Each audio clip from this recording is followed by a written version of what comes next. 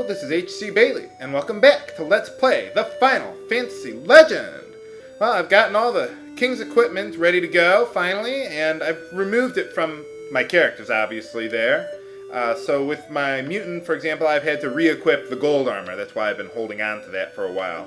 And for Tifa, she's back on the bow there.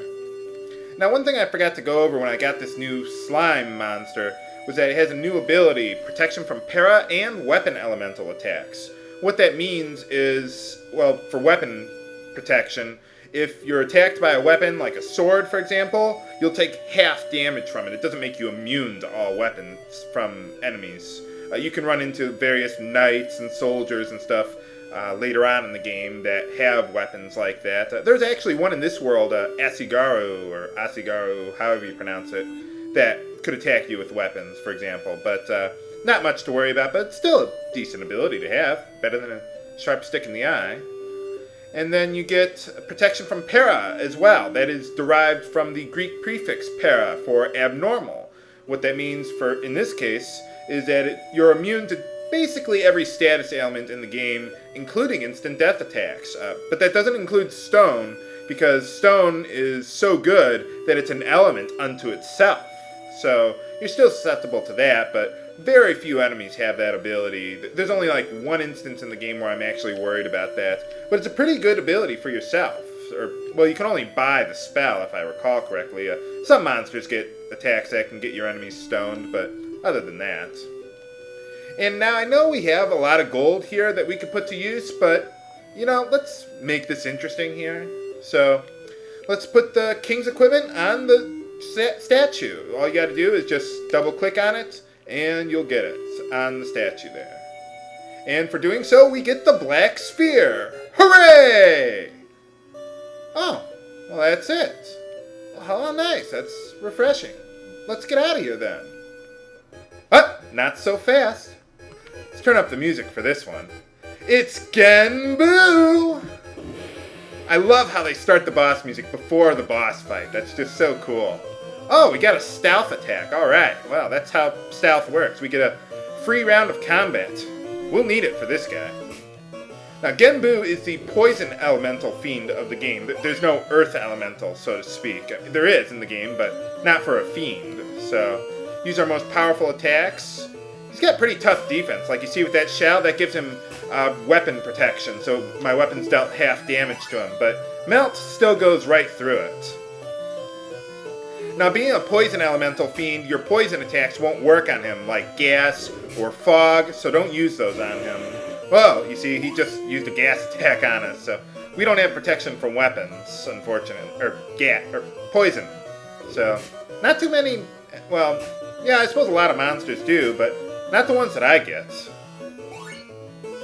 Finish him! Yes! Got him! I love that dissolve effect that they do in the game, too, man. Lots of nifty stuff they fit into this Game Boy game. Haha! It's not over yet! Well, it is for you, pal. And for defeating him, we get to keep our black sphere. We go down to the bottom of our item menu, and we have it available there. So we can put that to use, well, actually anywhere, but I'll show you when we get back to the base town. So I'm going to rest up and buy some things with the new gold that we got, and meet you at the base town then. Okay, we're back to the base town, and I've changed my party order a little bit because I got some HP 200 potions for Tifa there to bring her up to speed a little bit there, and so now she's in the top position since both her and Jean have the same amount of HP. I also increased her strength to 19 with some strength potions and got rid of those bows because now hammers can deal just as much damage for a lot less cost, and they don't miss at all, really. I could have gotten a better weapon for her, like long swords or axes, but I'm going to find another weapon for her very shortly, so I figured get something cheap. Now, one thing I couldn't get back there that I want to get here is the ice book. I want to get that for my mutant. I would have gotten it for her anyway, unless she learned the ice ability, which seems to be rarer than the other elements for some reason, but now, normally I would just get rid of the bow for the ice book if I had learned an attack ability by now, but for some reason I haven't. I don't know why. I just haven't been lucky in that respect. I've been getting agility, mana, and HP gains throughout this whole thing so far. But well, that's just the randomness of mutants. So let's give the ice book to her. And we're all set and ready to go. Now those will not recharge. But ice... Where was it? There it is. Ice can target groups of enemies. So that'll be pretty useful, because now we're going to start running into larger groups of enemies. Not too large, but enough to warrant using ice. And no enemies are immune to ice. That's why I chose that particular element. So... Oh, right. I still got to use the sphere. I'm going to hold on to that helmet just in case I learn an ability somewhere along the line. Whoa. The seal is broken! And now we are in the tower. We are leaving the world of the continent and climbing up to the next world. So let's do it. Like the music they got here. The path to the right is a dead end, so let's head to the left then.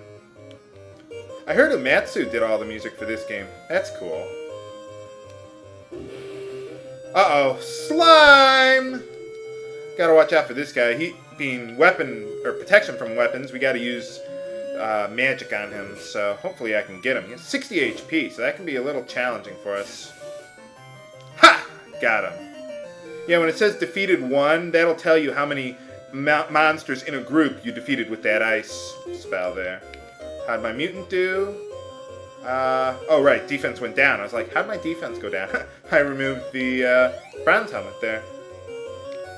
Let's keep going then. Now sometimes there's a treasure to the left, but not yet. Not in this floor. Now we're on the third floor. You can see that position and maximum. That tells you what floor you're on and what the maximum floor you've been to is. Now we could go up, but let's check out that door to the left there. Let's see. Bunch of palm trees. Awesome. Let's take a vacation here. Is this the paradise they were talking about? Now this little funny looking square there is a healing pool, so that'll restore all your HP, or not all of it. I noticed later in the game when I found one, it didn't restore quite all of my HP, but you can just use it over and over again until you do, so. Now let's head up those stairs then. And here's another one of my own monsters! They're turning against me! Oh, that wasn't so bad. Yeah, you see hammer? That's pretty good. It's dealing as much damage as a bow will, so. But now I don't have that inaccuracy problem. Ha-ha! Oh, and here's another new enemy, Gargoyle. Again, not too hard. We'll save our horns for... Well, actually, they have 100 HP. So, yeah, we'll use our horn and this one. Got those little tentacles, or not tentacles, whatever those things are coming out of his head there. Antennas? Yeah. I don't think I checked my mutant lately. Well, I didn't lose my staff, so that's okay. I'm not getting anything from my mutant.